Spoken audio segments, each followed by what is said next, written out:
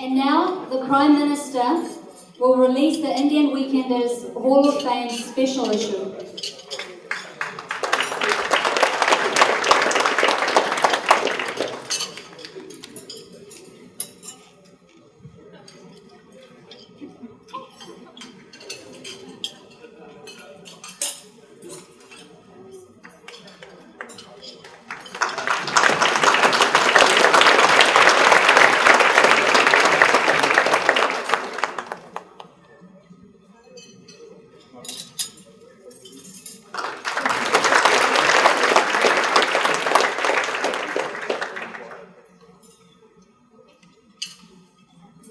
Please put your hands together to welcome the man who believes that the world, whether we like it or not, is becoming more and more borderless. The Right Honourable John Key to say a few words.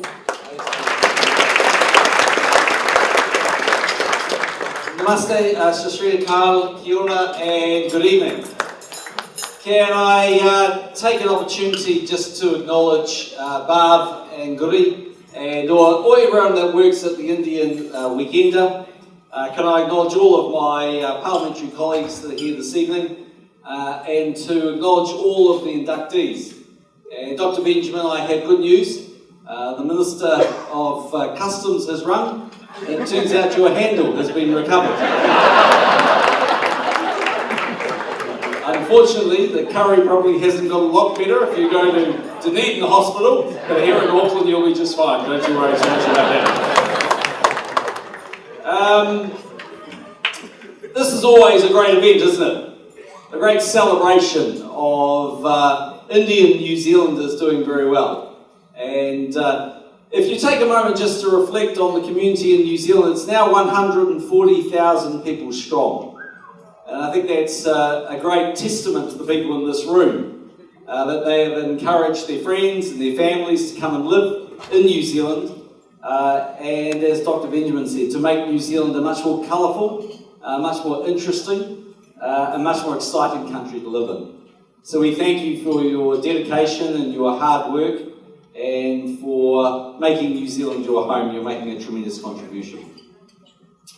Can I acknowledge the High Commissioner? You've not been in the country too long. Bhav was telling me you're subject of a movie. So Airlift, is that right?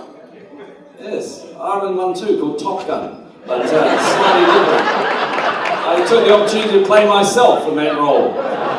It's fantastic. I get $52 million a year for it. It's amazing. But congratulations, you've had a remarkable career, and I just want to acknowledge what you've done. I won't spend too much time on the relationship between India and New Zealand, because I think most people know that it's a very strong one. But we can do more together, I think, as two countries. So our two-way trade is about $2.2 billion, and when one considers the size of India, how fast the country is growing, how successful it is becoming, now I think it's pretty obvious to both sides that we can do more. And so it was great very recently just to have the Indian President here in New Zealand, to have the lead negotiator for the Indian New Zealand FTA in the country. And it was wonderful to be along at the Indian New Zealand Business Council just a couple of weeks ago before Field Days, and to have so many people that came over from India who were going down to our Field Days and showing such a tremendous interest in our agricultural sector and in a willingness to do more work together. So I feel very strongly that the future will be extremely bright.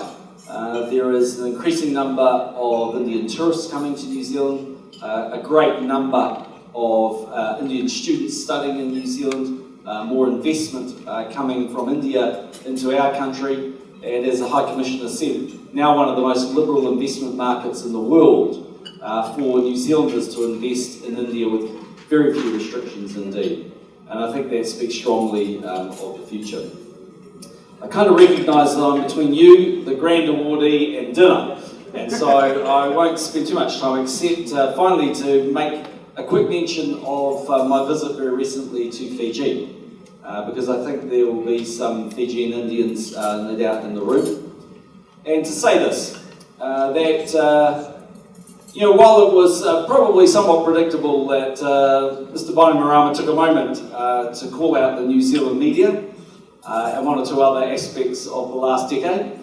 What I can say is that the relationship between New Zealand and Fiji is not only a very important one, but actually a very strong one. And it was obvious driving around Fiji, going out to Namala, one of the schools that we're helping to rebuild, just the support from the Fijian people. And I think as a country like New Zealand, that takes its responsibilities in the Pacific so seriously, and has so much respect for the people of Fiji, that it's important that we put our best foot forward in normalising the relationship and ensuring that the people of Fiji knew that we were there to support them, as indeed we were when Cyclone Winston took place. So I think everybody in this room can take some pride from that, because I know there are a great many of you that were keen to see New Zealand get its relationship with Fiji back in order. And personally, I think we made the right step in doing that. So to everybody, thank you very much for joining us this evening. I hope you're having a wonderful evening. And as I say, to everybody that's been successful tonight, take a moment to reflect on your contribution, the success you've had, and the deeds that you've undertaken, because you are remarkable New Zealanders, and it's a privilege to call you Kiwis. Thank you very much. Thank you, Prime Minister. And if you can stay on the stage for a few moments, we have another very small ceremony, a tray, which is signed every year as part of the concluding ceremonies. So if you could kindly do the honours.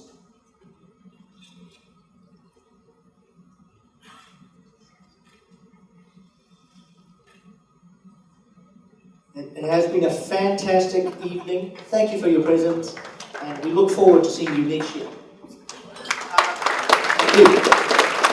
Now we come to the concluding ceremonies, and I would like to invite Mr. Bhav, Dhillon for the vote of thanks.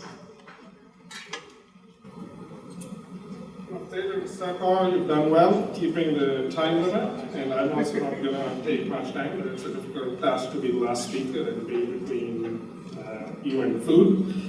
This is a formal thing which we have to do. So on behalf of my co-publisher, Mr. Giri Gupta, editor Anu Sharma, and the entire team members, namely Swati, Isha, Yasmin, Mahesh, Rizwan, and Farah, I wish to formally thank each one of you to find time out of your busy schedules and join us in celebrating the successes in our community. I would start with thanking all our awardees and the inductees for achieving what they have achieved, thus enabling us to project them as positive role models in the community. Would also like to thank the past awardees and inductees who are here with us. An event of this scale would not have been possible without the support of our sponsors. SIT has been a mentor, a sponsor, and a supporter for this function for many years, and thus would like to personally thank Penny Simmons from Southern Institute of Technology for being our main sponsor.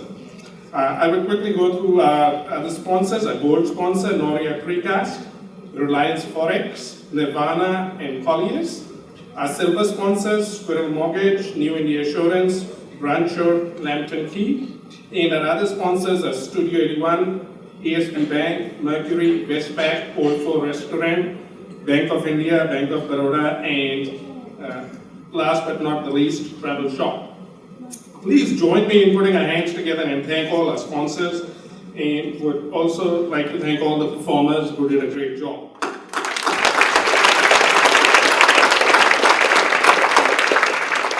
I would also like to thank all our guest dignitaries, MPs, and His Excellency the High Commissioner, and the Right Honourable John Key, Prime Minister of New Zealand. Let's all thank them in the traditional way of putting our hands together.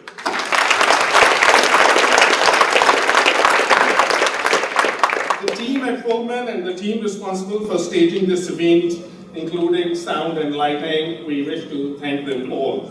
Lastly, would like to thank Navtej and Sarkar, who've done a fantastic job of managing this event in the given time. So let's end this evening with a big applause, and let's put our hands together and thank everyone who are here. Thank you, Mr. Dhillon.